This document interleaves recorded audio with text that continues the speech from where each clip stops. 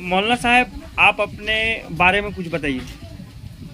जैसे आज की जो मतलब चुनावी सरगर्म है, उस ताल्लुक से आप पूछ रहे हैं या किस ताल्लुक से? अपने बारे में नहीं, आप अपने जिस भी राष्ट्रीय पार्टी से, आप किस राष्ट्रीय पार्टी से ताल्लुक रखते हैं? जी, मैं मुस्लिम राष्ट्रीय मंच का राष्ट्रीय सह संयोजक हूँ और भारतीय जनता पार्टी अल्पसंख्यक मोर्चा में पूर्व का प्रदेश उपाध्यक्ष रहा हूँ और अनेकों प्रमंडल स्तरीय प्रभारी भी नियुक्त किया गया हूँ, जिसके माध्यम से मेरा कार्यरत रहा है।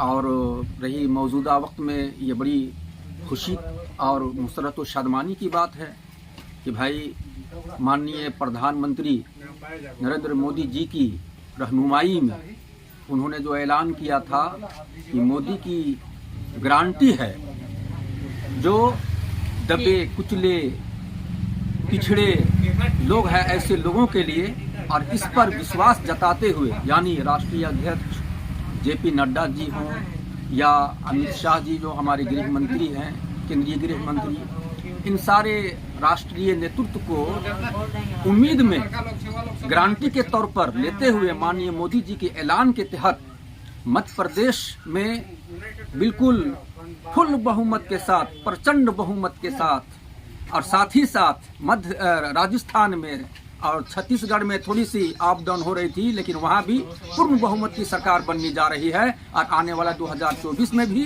पुनः फिर माननीय मोदी जी के नेतृत्व में केंद्र सरकार की सरकार बनेगी।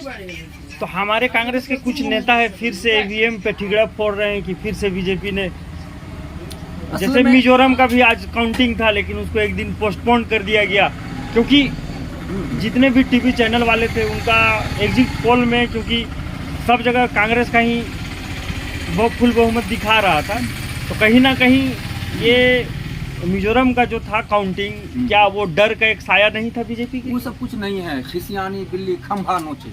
लेकिन एक दिन तो खिसियानी बिल्ली एक दिन खंभा नोचे, आयोग होता रहता है। काउंटिंग जैसे सुन लीजिए कि ईडी का मसला है, ईडी का कोई जादू चला क्या? ईडी की कोई बातें सामने आई क्या? नहीं आई।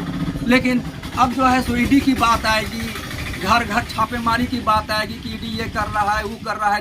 नहीं, आप बात को घुमाइए नहीं, आप ये जवाब दीजिए कि वहाँ एक दिन बाद क्यों काउंटिंग का, सच्चाई का आईना में एक दिन बाद काउंटिंग क्यों कराया जा रहा है वहाँ पर? कहाँ पे? मिजोरम।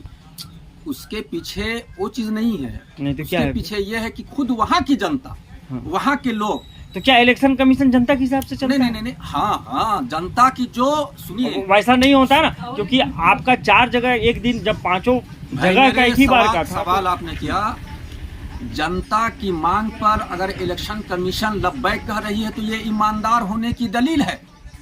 दावा पहले सुन लीजिए, तो जनता का तो ये भी मांग है ना कि ईवीएम को हटाकर बैलेट पेपर पे वोटिंग किया जाए, तो दलील है। जनता का तो ये भी मांग है ना कि ईवीएम मशीन को हटाकर बैलेट पेपर से कराया जाए। तो क्या है, ऐसे भी इलेक्शन कमीशन को बोला जा रहा है कि बीजेपी का वो कठपुतली है। सरकार की नीति होती है, सरकार की नीयत होती है। अगर सारी चीजें जनता के ही दारो मदार से सरकार फैसला लेना शुरू कर दे तो जनता ही की नुकसान होगी। तो जनता की भलाई के लिए, जनता की फलाह बहबूदी के लिए ये सरकार कार्य करती है, जो सराहनीय कार्य होती है। उसमें बाद में पता चलता है, देर आयत दुरुस्त आयत। चलिए ठीक।